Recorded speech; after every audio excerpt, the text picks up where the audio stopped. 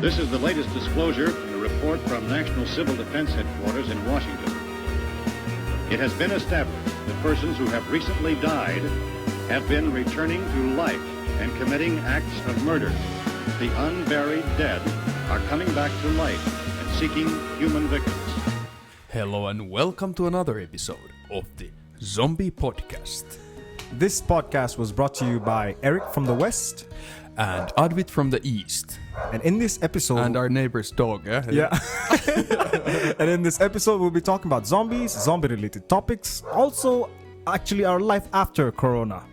Yeah, in this episode we're gonna talk about life after Corona started, because exactly in last March we published our last episode in Zombie Podcast, and now Yeah. it's already November. And a lot of shit happened during this time, and we want to discuss about that. And then possibly another topic Yes. that's also directly related to zombies. Yeah, let's just wing it. Yeah. So, have you watched any zombie movies in the past 6 months, Advit? Yes, I was super excited for Train to Busan Part 2. It was named Peninsula. Yeah. Peninsula, Yeah. And it was okay. It was not that great, but I thought it was great, opposed to a lot of other people who didn't, think that it was that great because they were expecting too much, I think. But Yeah, I gotta admit, I was so fucking disappointed with that. yeah, I was satisfied though. I was satisfied. You had the satisfaction. Yes, I had the satisfaction. What in that movie brought you the satisfaction? Oh man, I mean, I'm an action guy. I'm a fan of Resident Evil.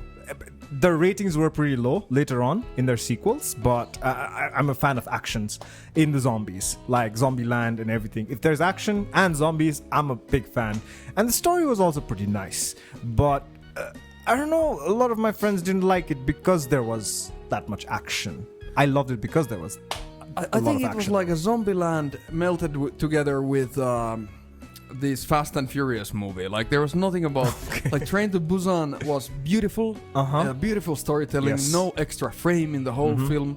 Everything was perfect. I could not think of anything, any solution. In this Peninsula, I don't even know what was the name of the main character after watching it, Like there was no character building of any sort. It was just about this fucking action scenes, And I don't know, for me the story is everything and the characters. If that's not there, I don't fucking I think it's because you don't remember the names because it's Korean. I watch a lot of Korean dramas, but I don't remember anybody's name. I don't agree. Like usually you remember after the movie at least the main character's name for a while. Oh, okay. But okay. I don't know if that was even mentioned in the whole movie. You know what I mean? It was not important. Okay. The main character introduction was that he just beats up some gangsters and that's it. There was no backstory. Nobody knew anything about him. Even in the end of the movie, there was something he was emotional about something, but it felt fabricated because he had no backstory. Okay. But I think that's how it is going to be like in the zombie apocalypse. No? Really? Nobody's gonna give a fuck about what your name is. It's like everybody's in chaos, Yeah, you're right. But if I watch a movie, I want to relate to somebody. Otherwise it just I could watch these scenes from YouTube. Just write a cool car scene and then just watch it from the YouTube, and the effect is the same. I don't like movies which are just about action. I think that's the difference. If you find the entertainment from those movies, then I understand you like this Peninsula. Yeah. But it was definitely not a sequel to the Train to Busan. It was. I don't think the director. I didn't check. Did you check? Was the director producer the same? Oh no, I didn't know. No. Because I don't think they were. I think. I think all the team. Maybe somebody was the same. Hey, so shouldn't the director be the same if it's the second? It clearly wasn't. Like this director was completely shit compared to this Train to Busan. It was exceptionally good movie, this Train to Busan. Yeah. From the story point of view. Yeah, I was also expecting a lot of the previous characters. Yeah. I was expecting something like masterful storytelling, these kind of things, but none of that was here. Maybe if it would have been a standalone movie, as in not like marketed as a Train to Busan sequel, I would have liked the movie maybe. Exactly. But because of the expectation that was so the hype. intense, I watched the Train to Busan like fucking 10 times, man. I feel you, man. Yeah, and I was like, oh man, it's not the same, Also, I think one part I didn't like was the Americanization. Yeah, it felt like Koreans had tried to make an American movie. Yeah. Without actually being an American. They even spoke English in that movie, which was really fucking weird. You know? Yeah, very poorly. Yeah. So, These good Korean actors become like really less than average actors when they start speaking English. You're like, hey man, okay, that's not, this guy is not credible. Exactly. But one killing scene was really got me, you know, that there was this guy and then he just kills another guy for... When they established the evil guy, yes, the antagonist of the movie, that scene was really good. The guy was really ruthless. He killed somebody with some sort of metal pole. Metal pole, yeah. Yeah, I think in a really ruthless way. And I remember that scene. I think it was the best scene of the movie. Yes, it was very unique. It gave a personality for this antagonist. But also the antagonist died a bit earlier. I think he was supposed to die at the end, but he died a bit earlier. I don't even remember who killed the antagonist. You know, like I think he died in some car accident. Yeah, that was kind of lame. You know, like I don't know. Okay. But another good movie which was not a disappointment for me was #Alive from Korea too. Yeah, and I was fucking satisfied about that movie. Yeah, I had like different expectations. Like I was thinking like Alive was not going to be that great, but you know I was having a lot of expectations with Peninsula, but I was so completely wrong. Alive was, I think it's a fucking great example of filmmaking, man. Especially zombie filmmaking. And a fresh perspective, like somebody modern, helpless, millennial. I don't know if that guy was even millennial, maybe already the next generation, you know? Like guy in you know, early 20s or something like this. Yeah. And he was a gamer, right? Who game and live stream, and he was known in his circles. And the point of this #Alive is because the Korean news said, you know, like put a #alive if you're alive. Right? Yeah. And this guy was known in the gaming circles. Exactly. Yeah. And then he make a relationship with this girl who is on the opposite side of the building where he is. They're both trapped. Because everything's fucked, you know. Exactly. I think the zombies were more or less the same as in Train to Busan, right? Yeah, but I felt they were stronger and smarter though. Yeah, and they could climb. They could climb. They climbed a rope. Yeah, they climbed fucking rope. That means the zombies are strong as fuck. Yeah, that kind of zombies in real life would be scary. Yeah, actually. But that movie portrayed nicely when the electricity runs out, batteries run out, you got no water and these things. And this guy, only thing he knew is things with smartphone and drones and he was a computers. spoiled rich kid. Yeah. And they portray how this kind of guy would try to survive really nicely. Only critique I have about this movie, I don't want to spoil how, but in this movie, the ending, I felt like it could have continued. Do you know what I mean? Yeah. Like I was like, okay, the action starts and then it's kind of finished. Yeah. Do you know what I mean? Yeah. But I think they made it because they are making a sequel. Maybe a #still alive or something like that. Yeah. Guy has learned to kill zombies in his fucking helicopter. Yeah, I think that too, because I remember when I was back in 2013 or 14, it was Man of Steel. I was watching Man of Steel, Superman movie, and it had the same thing, because when you're watching Superman, you're expecting all-out action. But then the same thing happened, like in Alive. The action started, and the movie just finished. Yeah. And then the sequel was, I thought it was amazing. But coming back to this movie, I think it's gonna be they're planning to do something similar. Yeah. And I think that movie didn't, you know, not much happened in that movie.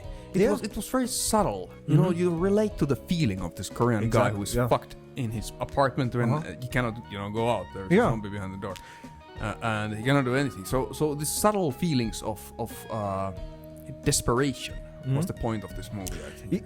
Yeah, I mean, I admire this movie more because it's kind of hard to tell a story like this, like make it really interesting, you know? Because there's nothing really happening in this movie. It's just there's not even that much dialogues there. No. Yeah? And it's so hard. I can imagine it must have been so hard to come up with these stories. That's why I admire it so much. Definitely. And I think the budget was not huge.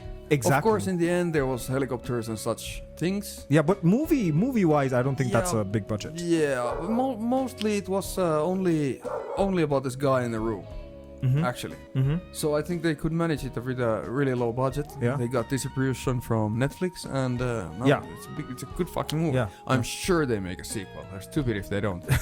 But I hope they don't put this fucking Peninsula director doing that. I hope it's the same director. Yeah. It's sort of lame to make a sequel and change the people who make it, you know? Yeah. It's just a marketing trick. You disappoint a lot of people instead of doing anything good with that kind of thing. I don't know how it goes. I mean, it's like if I make a movie, then it's my movie, you know? If I'm making a second part of the movie, I should be involved somehow.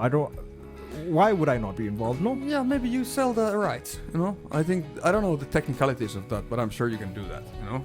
Like somebody comes to you, make a movie like Adventures of Adwit, you know, and then somebody comes. It's a famous movie, yeah. Yeah. And then somebody comes to you and says, "Hey, can I make Adventures of Adwit 2 if I pay you $200,000?" You know, and it's just okay. You just give the name and enjoy, and sign a paper, and then they do it. Yeah. I felt the same.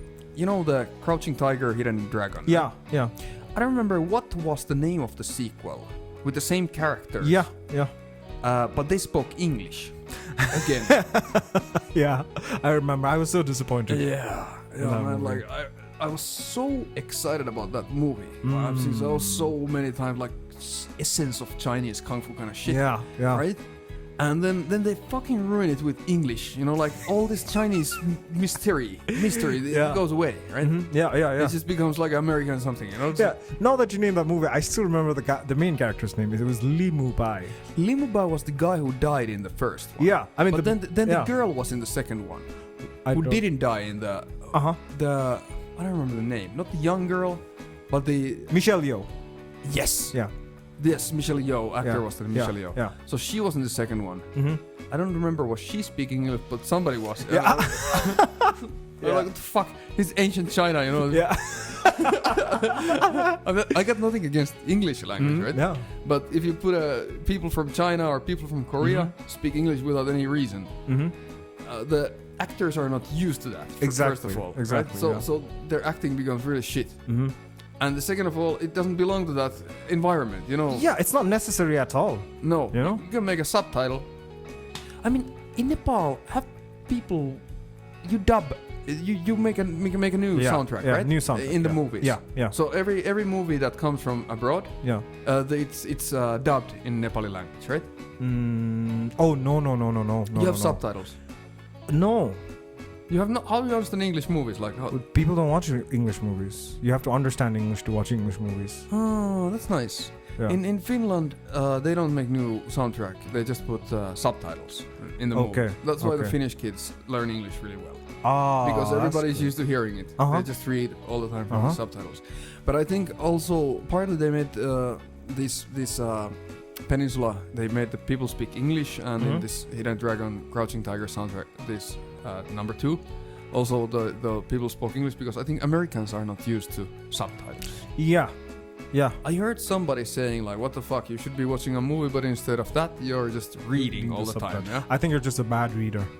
In that case, I think. Yeah, and I think you're not used to it. You're not used to it, yeah. When there's a subtitle in a movie, I don't think about it. It just happens. Yeah. You catch the meaning and watch the movie. Yeah. I mean, so many like Americans and British are watching anime. The following is just growing and growing. Yeah, and it's Japanese. It's Japanese. Exactly, man. Nobody's complaining. Yeah, but that's still, I think, like a minority who watch anime, right? It's not like a mainstream shit. It's growing. I don't know if it's a minority or not, but it's growing.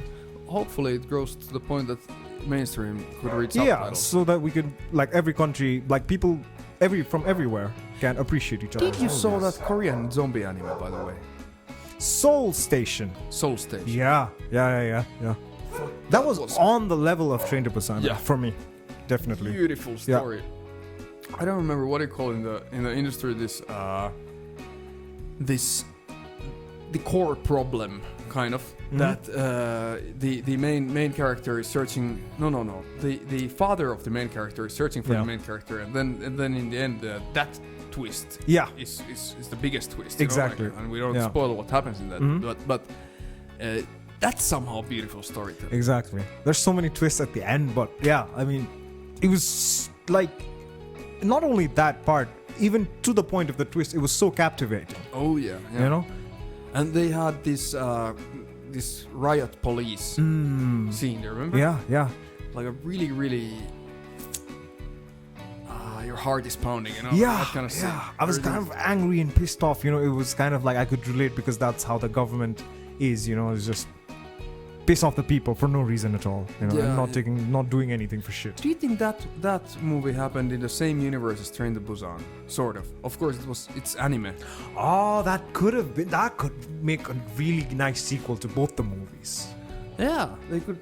I don't know what happened in Busan. You know, in the Train to Busan, they got to Busan, but nothing was shown after. Oh yeah, it was just a pregnant lady and the kid. Kid survives. Yeah, and they don't. Soul show, Station, nobody. They don't show in the Train to Busan who and what is waiting in the Busan. You know, they just arrive there and that's it. But I think they should have made a sequel about Busan. Yeah. The people defending the city of Busan through that fucking tunnel. You know? Yeah. And this pregnant lady and the pregnant lady could give birth, and you know they make a Busan as a shelter. Or maybe they could like fortify trains because trains are still working, and they could just roam around and move around in the train. What do you think? How long the trains would be working after zombie apocalypse starts?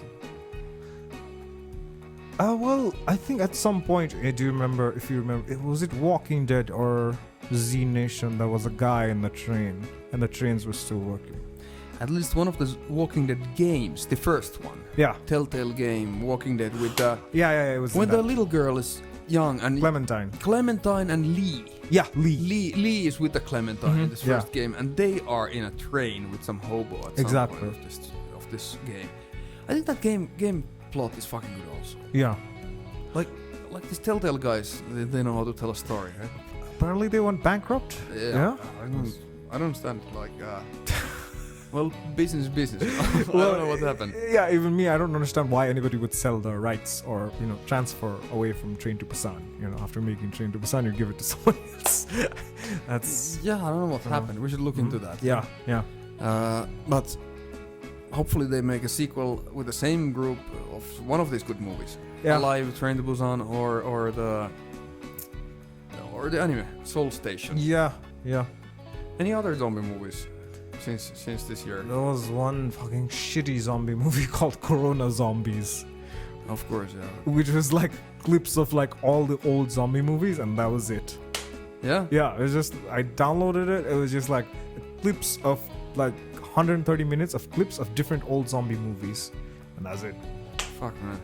Yeah, everybody does this kind of edits in the YouTube and call it a movie, right? Yeah. But have you seen Rob Zombie's 3 from Hell? It came last year, and I watched it this week. I think I've watched it. Yeah? I think I've watched it because they're all older, and the really hot girl from one of the 3 is not so hot anymore. She's pretty hot still, man. Baby Firefly. Yeah, Baby Firefly. Yeah. The sequel to the Devil's Rejects, which is a sequel of House of Thousand Corpses. Mm-hmm. It's not a zombie movie, but the House of Thousand Corpses has some sort of fucking zombies. Yeah. It's a really weird movie. Yeah, it was. That's why I liked it. Yeah. You know? And the Devil's Rejects, from these 3, that was my favorite. You know, it's a really, really good movie, you know? And in the 3 from Hell, they made so that you relate to those people who are psychopaths. They kill a lot of people, but they're like normal people. Yeah. You know? So you want to participate in whatever journey they're having, you know? And you feel bad if something happens to them, even though they fucking fuck people up as they go.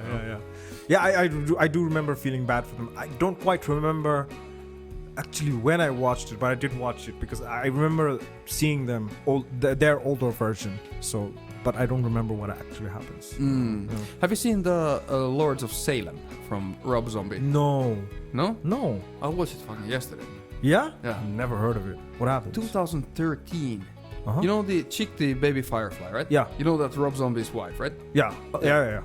So that girl is it's a main character in that movie, and she's a descendant of some guy. How did it go? didn't completely maybe catch what happened. Yeah, but she was descended of some guy who maybe that guy was the guy who was killing witches back in the day. Right? Okay. And then these witches put a curse on this town called Salem, right?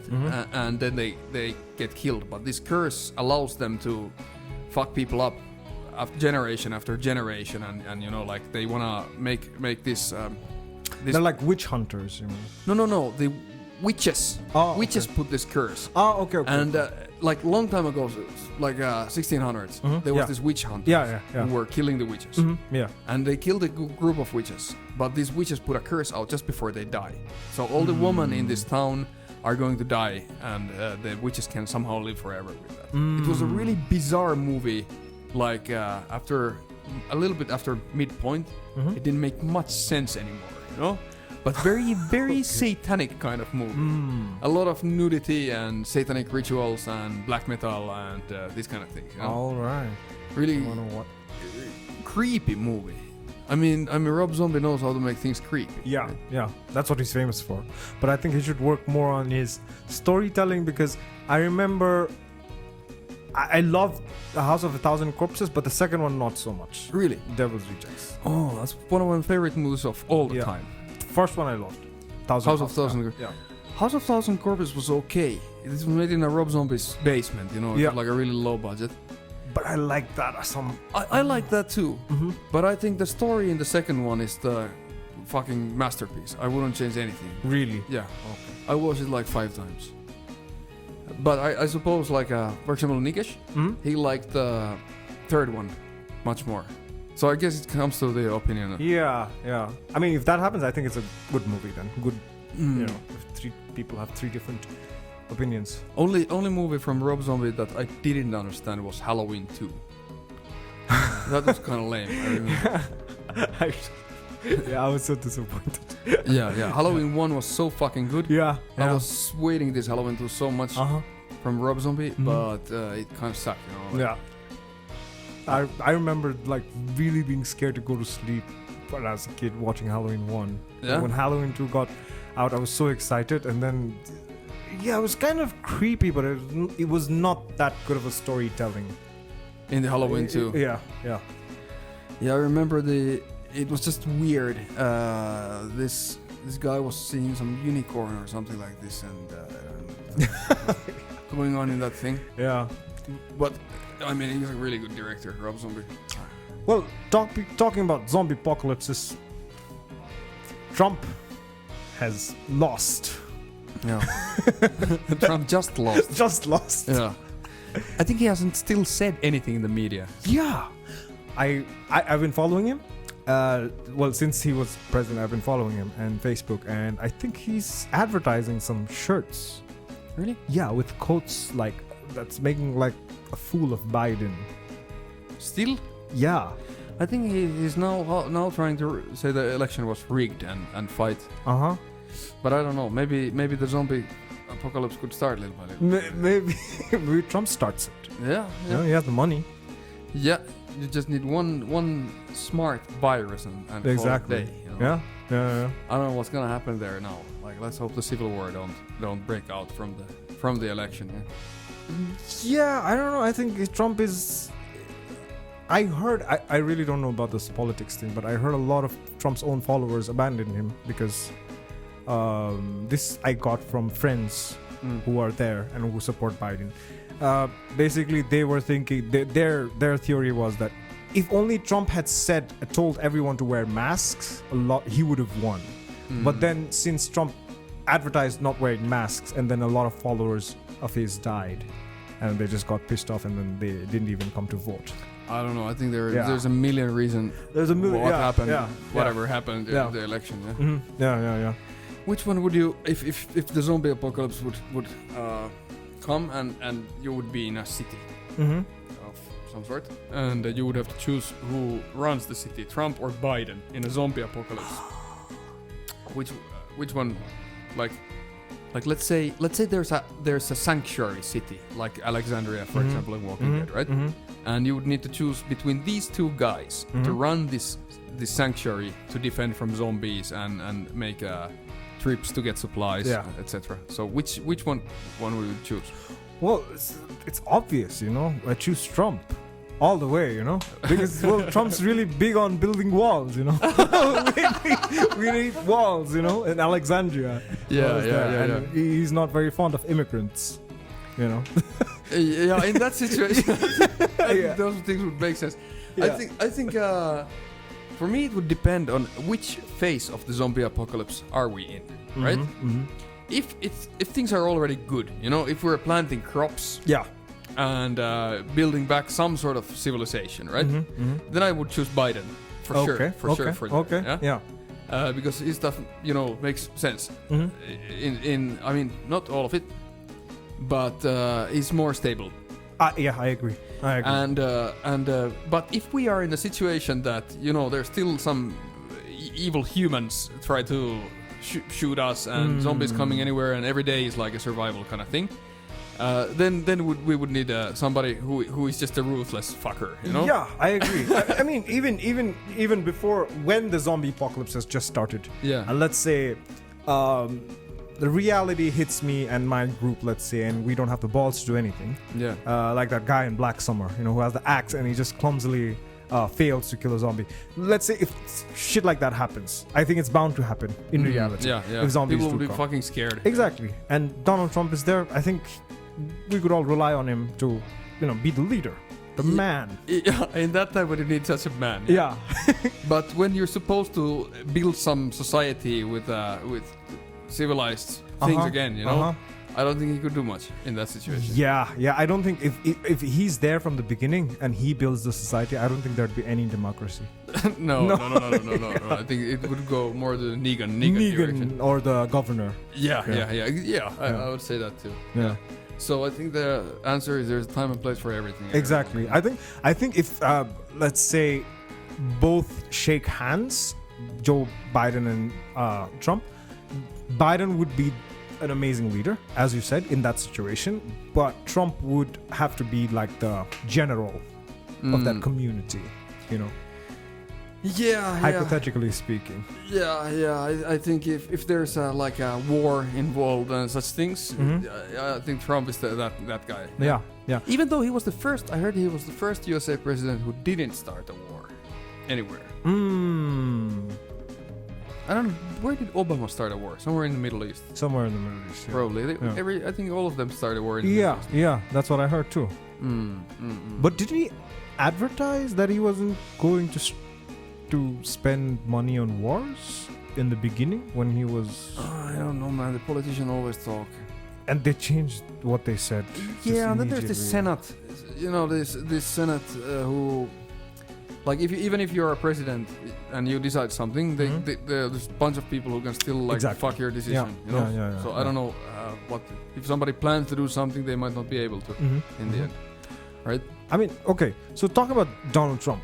How about we replace Donald Trump with Kamala Harris? How much do you know about her? I don't know much. I shit about Kamala Harris except that I watched her debate with Mike Pence, and that's all my information basically from this woman. Okay. I know that she's sort of very extremely liberal, and Mike Pence was very conservative, kind of Christian kind of. Yeah. And this Kamala Harris was like a liberal, leftist, and Mike Pence was right-wing guy. Yeah. And I don't know if you would choose between those two in a zombie apocalypse. I don't have enough information to start saying which is which. You know, like. Okay, since how about this?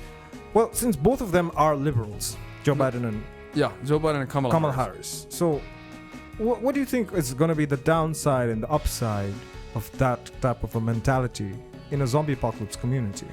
There was a statistic that said all the countries. I don't know how reliable though. I think it was pretty accurate. Yeah. And well known and published that countries where is a female leader. Yeah. they have been managing better with corona than the countries with a male leader. And I was thinking that was very clear statistic, like clearly these countries, like let's say Finland, the prime minister is a woman. Yeah. And New Zealand. Yeah, I don't remember which countries, but all the countries with a woman leader had made better decisions in maintaining corona, so that it does not spread so much. And from this angle, if you would compare Biden and Kamala Harris, well, again, we come to the situation. What is the situation? Yeah, you know, like which phase of the zombie apocalypse are we? Right? Yeah. If you are, I think, in generally speaking, if you compare male and female leaders, like really roughly categorizing. Yeah. Especially if the statistics is true, which I'm not surprised of. So if the society needs to grow, expand, all these kind of things, better to have a male leader to do that kind of like who's the man shit. Yeah. And if you want to nurture and maintain, like in this corona things, you know, it's better to have a female leader. Exactly. Like Alexandria had a female leader. Who died, you know? Who died. And then her husband was an engineer. He was like kind of like a secluded, he was not a leader guy, but well, he followed his wife, and then it was going pretty well until Rick and his crew showed up with. Yeah. Yeah. But both of these people, well, the Alexandria had a. Do you remember why it was going well in Walking Dead? What do you mean? Because there was close by this Alexandria town, there was this cliff and a valley, and all the zombies who were coming there had fallen down from this cliff. And, and there was like thousands of zombies, like this horde of zombies making noise from there. So every zombie who came even close there started to follow this noise until they also fell in this pit. And that's why this Alexandria had survived without damages or zombies. I remember that. So they were just fucking lucky in that. And when the zombies started coming, this leader died and this husband died and everybody died. Yeah? So I don't know. Also, if you compare the Kamala Harris and Joe Biden in a zombie apocalypse, none of them would be physically capable of fighting zombies. Yeah, I mean they wouldn't even have the mentality for that. But I think Trump is fucking crazy enough to actually have the mentality. To take charge and do something about it. When the situation is, you know, like tough and violent, and you need the army and these things, if the phase of the zombie apocalypse is that phase, which is inevitable. Yeah. Then you shouldn't have a leader who is incapable of violence. Exactly, yeah. But also, another bad thing about this liberalism and this democracy and then everyone has the right to do whatever the fuck they want. I think maintaining that kind of order in a zombie apocalypse community is going to be so hard. Because as you can see, it's so fucking hard that, you can't even get people to wear masks. When you say, hey man, they're fucking abusing your rights, They're suppressing you, so you shouldn't wear masks. Somebody said that, everybody fucking followed, And it was that hard in this situation when we have police, when we have army, and the leaders have so much power and they can make the people do whatever the fuck they want. But in zombie apocalypse, it's going to be far worse than this. There's not going to be any police, anyone except the leader and his few men, let's say, to enforce this law or this statement by the leader to follow, to make the community follow his or her vision, Everybody's going to want to follow their own vision. Democracy would not work as it is in zombie apocalypse directly. It should be, I don't know what kind of political system would be best, but when democracy is slow, first of all, right? Okay. How do you mean? Well, you have to vote and then count the votes and all this shit. And of course, it's nice when there is no hurry, right? But if there's 150 zombies in the front of that door, there's no time to vote. Okay. And I think in this time, there needs to be somebody who just takes fucking action and hope for the best. Exactly. Yeah. So there's so many different situations that can happen in a zombie apocalypse. Again, if they're building a civilized society back again, then democracy would be there. Yeah. But if they're not doing that yet, if they're not planting crops yet, they're just fucking surviving from day to day. Okay. Let's choose then one scenario where they are building rebuilding a civilized society. Yeah. And they are enforcing. It's a democratic society, let's say. I mean, things. I think I have a feeling that things would go to shit pretty easily. Maybe. Do you remember any movies where they tested this scenario with a zombie apocalypse with democracy? Well, no movies, but in my mind, I just have this scenes and episodes from The Walking Dead, because it is kind of a democratic thing where everybody can do. They have their designated jobs, but people are just doing shit. Like, let's say Carl and Enid, these two kids. Oh, you're talking about later phases of. I didn't. Yeah. When this Edith was there and these things, I stopped watching it after a while. Okay. It was not. Okay. So, I remember in season 3, I think Rick says directly to the group, like, "This is not a fucking democracy. Like, if you follow me if you want, but that's it." You know? Mm-hmm. But then the wife dies, and he does not want to lead anymore, and they make this council. Yeah. Every decision comes from the council, Mhm. and then they start at some point building this Edith comes and all this shit. Yeah, I mean, they're told not to go outside, and then they keep going outside and then doing shit, whatever the fuck they want, because they're kids. I mean, I think that's bound to happen even with grown-ups in a zombie apocalyptic society. If there is democracy, there are consequences in The Walking Dead, but only for severe crimes. Do you know what I mean? Yeah. Democracy in, I think, America and everywhere else, wherever it's a democratic country, it is so because there's consequences for every small crime, and that's why most people abide by the rules. Either some people are really good, but most of the people, I think, are following the rules because the punishment is there. Yeah, they have made a system. When you have time to build a system that works, then that works. Exactly. But of course, also it comes to the point of how many people are you having in your society. I don't remember the study, but there was something like up to a certain amount of people, some sort of tribal system works, and then there's from let's say 100 people to 1,000 people, and after that you should have another system, and there's some study like that. Oh wow! But okay. I don't know, like now in countries have millions of people, and it seems like nothing actually works properly. There's a problem with every sort of system. I mean, there's great arguments from both the sides, from right and the left. So yeah, and it comes to the culture. Let's say democracy in Nepal doesn't actually work in any same way as democracy in some other country. In USA, it goes the election system is weird. Mm-hmm. It's very outdated. It's not so that your vote necessarily matters. Yeah. It's a state's vote. Exactly. Finland has a pretty okay democracy, but yeah, everything has its downsides. Yeah. I think we're running out of time here. Yep. I think we. Oh, definitely. Yeah. Okay. Well, thank you for listening today. It's been a while. Yeah. I hope you enjoyed this episode. And please tune in for another episode of the Zombie Podcast, which is coming soon. Thank you. Stay tuned to the broadcasting stations in your local area for this list of rescue stations. This list will be repeated throughout our news coverage. Look for the name of the rescue station nearest you. Make your way to that location as soon as possible.